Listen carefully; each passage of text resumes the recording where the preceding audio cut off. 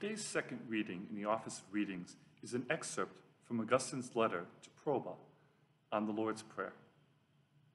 This is probably Augustine's best-known letter. Anicia Feltonia Proba was the widow of the wealthiest man in the Roman Empire.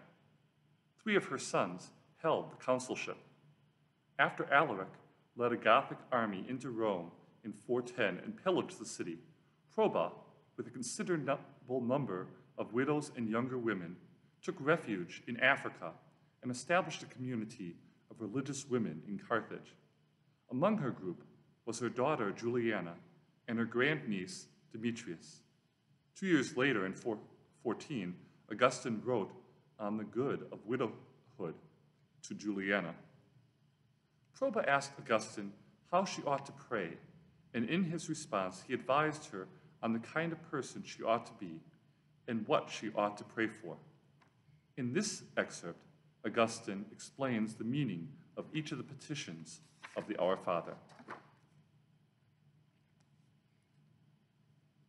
From a letter to Proba by St. Augustine, Bishop. We need to use words so that we may remind ourselves to consider carefully what we are asking, not so that we may think we can instruct the Lord or prevail on him. Thus, when we say, "Hallowed be your name," we are reminding ourselves to desire that his name, which in fact is always holy, should also be considered holy among men. I mean that it should not be held in contempt, but this is a help for men, not for God. And as for our saying, "Your kingdom come," it will surely come whether we will it or not. But we are stirring up our desires for the kingdom so that it can come to us and we can deserve to reign there. When we say, "Your will be done on earth as it is in heaven," we are asking him to make us obedient so that his will may be done in us as it is done in heaven by his angels. When we say, "Give us this day our daily bread," in saying this day, we mean in this world. Here we ask for sufficiency by specifying the most important part of it. That is, we use the word bread to stand for everything. Or else we are asking for the sacrament of the faithful, which is necessary in this world, not to gain temporal happiness, but to gain the happiness that is everlasting. When we say, "Forgive us our trespasses, as we forgive those who trespass against us," we are reminding ourselves of what we must ask and what we must do in order to be worthy in turn to receive.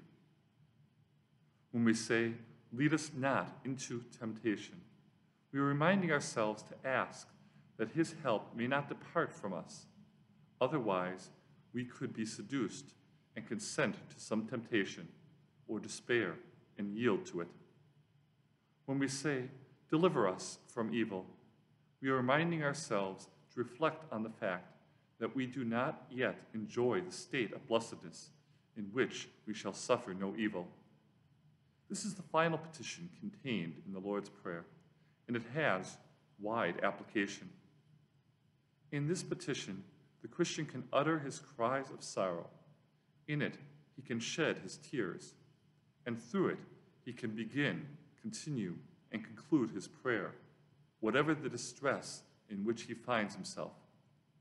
Yes, it is very appropriate that all these truths should be entrusted to us to remember in these very words.